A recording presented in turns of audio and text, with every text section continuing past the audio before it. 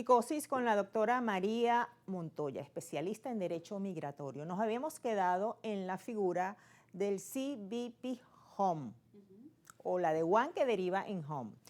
En esa frontera, en México, nada más tenían esa figura que es aplicada a venezolanos o otras nacionalidades. A cualquier migrante que estuviese en la frontera entre México y Estados Unidos, para entrar debía utilizar la aplicación de CBP One en ese momento para solicitar una cita que no era de inmediato.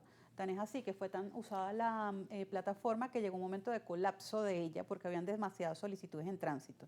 Una vez aprobada la cita, no sé, un mes, 2, 5, lo que sea, la persona iba a la cita y pasaban al estatus de libertad condicional por 2 años, que era una especie de parol que, insisto, no era el parol humanitario. ¿Cuál es la diferencia entre parol y parol humanitario? El parol humanitario fue otorgado o fue un alivio migratorio a través de una orden ejecutiva del expresidente de Estados Unidos, Joe Biden, donde establecían unas ciertas medidas, unos ciertos parámetros legales a cumplir si querían entrar a Estados Unidos. ¿Cuál era?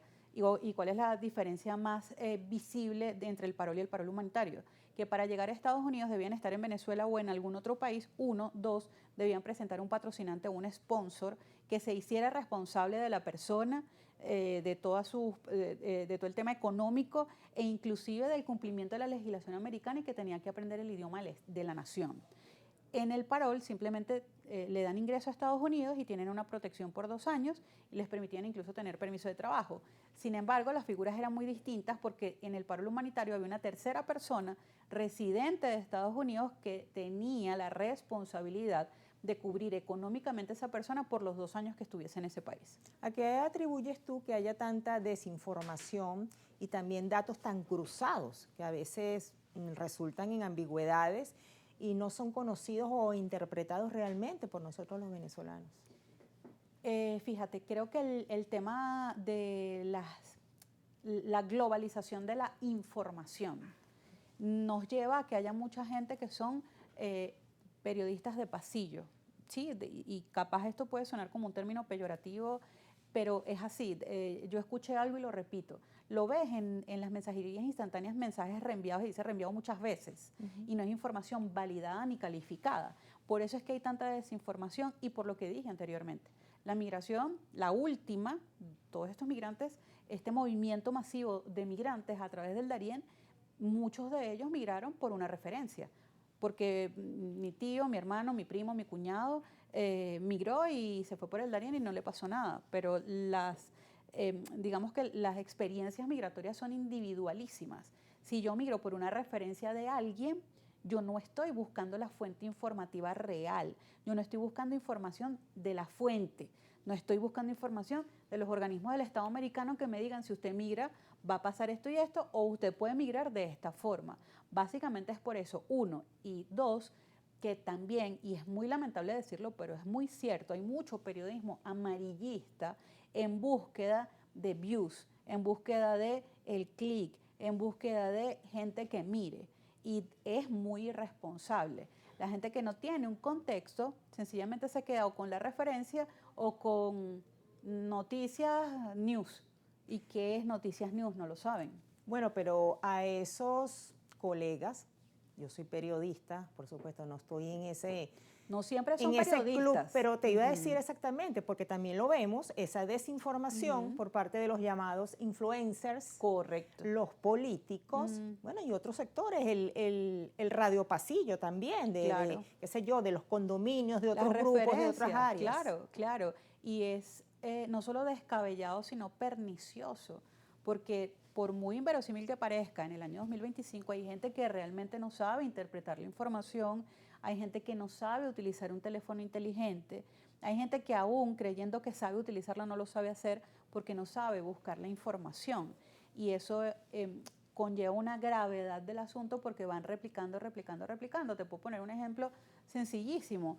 Un chico que estaba en Estados Unidos y que publicaba videos en las plataformas digitales diciendo cómo, no quería ni decir el nombre, pero no, cómo entrar a una casa y vivir allí, cómo robar, cómo delinquir, cómo pedir limosnas. Y los propios venezolanos viralizaron esa conducta. Porque al no tener el contexto de que mientras yo más lo replique y lo replique, lo replique, más gente lo ve, más gente lo ve, más gente lo ve, y le das más visibilidad y no es una información que la gente quisiera tener, ¿sí lo es? No es una información de valor. ¿Qué es información de valor? Un programa como este, las redes sociales oficiales de Estados Unidos o del gobierno americano, las redes sociales de la Cancillería venezolana para saber qué pasa con los venezolanos, las redes sociales del SAIME para saber qué pasa con los pasaportes, y no los influencers diseminando contenido basura. Eso básicamente. Sí, tú hablabas del Darién y estabas explicando en el corte lo que significa atravesar ese espacio, ¿verdad? Que ahí podría desencadenarse en varios países. ¿Cómo es eso realmente y de allí cuáles serían los escenarios legales que tienen los venezolanos en este momento en Estados Unidos? Esta pregunta está conectada con lo que decía anteriormente. Es difícil pensar o creer que la gente no supiera que cuando cruzaban el Darién no estaban en Estados Unidos sino en Panamá. Y había gente que creía y pudiera decir incluso que la desinformación es tanta y es lamentable porque utilizan las necesidades ajenas para beneficio propio. Mucha gente no sabía que llegaban era a Panamá. Para llegar a Estados Unidos, cruzando el Darién, aún le faltan 7 u 8 países a las personas que cruzan el Darién. Cuando llegan a Estados Unidos, si hablamos de este momento, en el supuesto negado, esperemos que no sea así, de verdad, utilicen el Darién para llegar a Estados Unidos, pasan 7 u 8 países de forma irregular porque no hay canales humanitarios abiertos, y canales humanitarios me refiero a canales abiertos de tránsito para que migrantes pasen por allí para llegar al norte del continente, llegan a Estados Unidos y si acaso pueden entrar, se encuentran con un escenario disímil. ¿Qué quiere decir esto? Ahora mismo la aplicación CBP One ya no existe, ahora es CBP Home, que es utilizada para que usted haga algo que el Estado americano llama autodeportarse. Pero que no es un término válido. No es un término utilizado en materia migratoria o si buscas en literatura de estudios y de escritura migratoria, no existe tal cosa como autodeportarse. Porque quien deporta es un Estado, no la propia persona, no la persona natural. Eso por una parte. Luego, el tema de la legislación y cómo ha cambiado a partir del 20 de enero de la toma de posición del presidente Donald Trump. Ese mismo día firmó varias órdenes ejecutivas que puedo hacer un paseo rápido por ellas. Uno, la eliminación del ius soli, que es el derecho a tener la nacionalidad americana por nacimiento. Quiso con una orden ejecutiva el presidente Trump revocar ese beneficio y resulta que ese beneficio está dado en la Carta Magna, en la Constitución americana, en su enmienda 14ª. Vamos a hacer la pausa, María, para seguir hablando de todos estos escenarios que tienen los venezolanos en los Estados Unidos. Ya venimos.